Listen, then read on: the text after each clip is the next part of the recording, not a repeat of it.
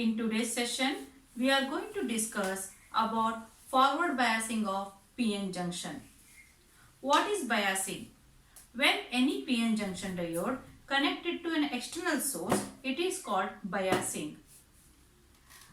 Here, as you can see on the screen, I have taken PN junction diode over here, whose schematic diagram is given over here.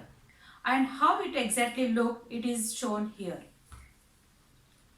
So what is forward biasing? When positive terminal of the external source is connected to the P side. See, this is the external source. And the positive side is connected to P and the negative terminal of the external source is connected to N side of the diode. Then such connection is known as forward biased. When any junction diode is forward biased, electrons from a N side and holes from P sides are pushed towards the junction. Why it happens? Because of the repulsion takes place. Here, as you can see on the screen, the P region is connected to the positive terminal of external source and the N region is connected to the negative terminal of the source. So, what happened? Since it is a plus and it is connected to the plus region, so the repulsion takes place. So, positive holes, the holes which are known as positive, are pushed towards the junction, and the negative charges over here, which are called as negative charges or electrons, they are pushed towards the region. So what happened? Because of the repulsion, both are pushed towards each other. This external voltage effectively opposes the built-in potential. So as we know, at junction, because of the charges exchange, there is a potentiality developed. So in this case, the width of the potential barrier is thus reduced, as the P region also moving towards the junction and N region also extending by moving towards the junction. So what happened? The depletion layer get reduced, and with respect to that, the potential barriers also get reduced. So what happened? The depletion layer get shrinks. When forward bias become equal to the barrier potential, when forward bias is we are to applied is become to the barrier potential, large number of electron and holes are cross the junction. As you can see, here it is a P type and here it is a N type. And as you know, the P is connected to the positive terminal of the battery and the N side is connected to the negative terminal of the battery. So it is a forward biased. Since it is a forward bias, as you can see in P side, these are known as holes and these are known as free electrons. Even though it is P side, as you know, some electrons are present as a minority charge carriers, and N side some holes are present as a minority charge carriers. When forward bias becomes equal to the barrier potential, that means applied potential become equal to induced potential. As you can see in the second figure, by connecting to the external source, we have applied potential difference, that is PD. So that applied potential, I call it as VA, and it is shown in this direction. When we apply potential difference across any junction diode, automatically the induced potentiality get developed in the region of, as you can see, the holes are nearby N region and the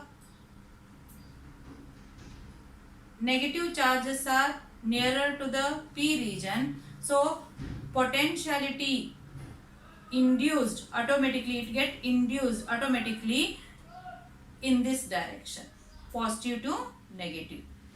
But whatever you applied, whichever the applied potential is in this direction, as you can see on the screen. So both are opposite in direction. When this applied potential become equal to the induced potential, in this case, the depletion layer goes on decreasing, the width of the depletion layer goes on decreasing, and what happened? At last it get collapsed. So they recombine and large current flows through the diodes as it is mentioned over here. After recombining, the electrons travel as a valence electron. They leave the p region and the enter positive terminal of the source. A continuous current is set up. This forward current may be in few milliampere to ampere. That is, on forward bias, PN junction diode acts as a closed switch and conducts heavily. What happens exactly? When you go on increasing your applied potential, the induced potential also goes on increasing. And what happened at certain case, they become equal. Applied potential becomes equal to induced potential. Then what happened? The depletion, the width of the depletion layers goes on decreasing.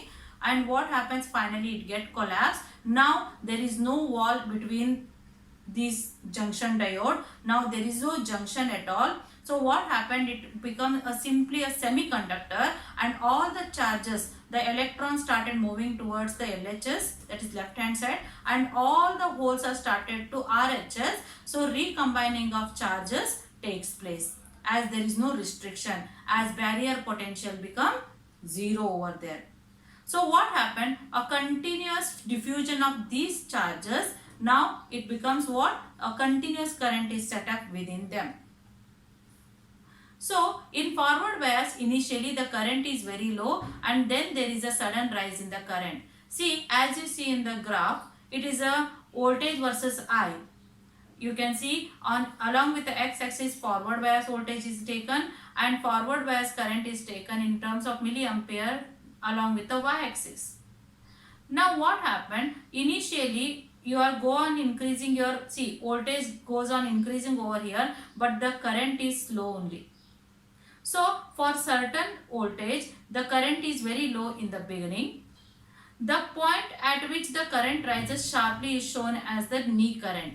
As you can see, after it reaches 0.7 over here, it suddenly there is an increase in the forward bias current. So the point where the sudden rise is shown, so it is 0.7 is nothing but knee point as shown in the IV curve. Since it is a I versus V, so it is called as IV curve. The corresponding voltage is called the knee voltage. So where the sudden rise is shown in the current, the respective voltage, a corresponding voltage is known as knee voltage. Which is the knee voltage over here? 0.7 is the knee voltage. So remember, if you are using silicon for the practical purpose, then the knee voltage is 0.7, and if it is a germanium, it is around 0.3 volt.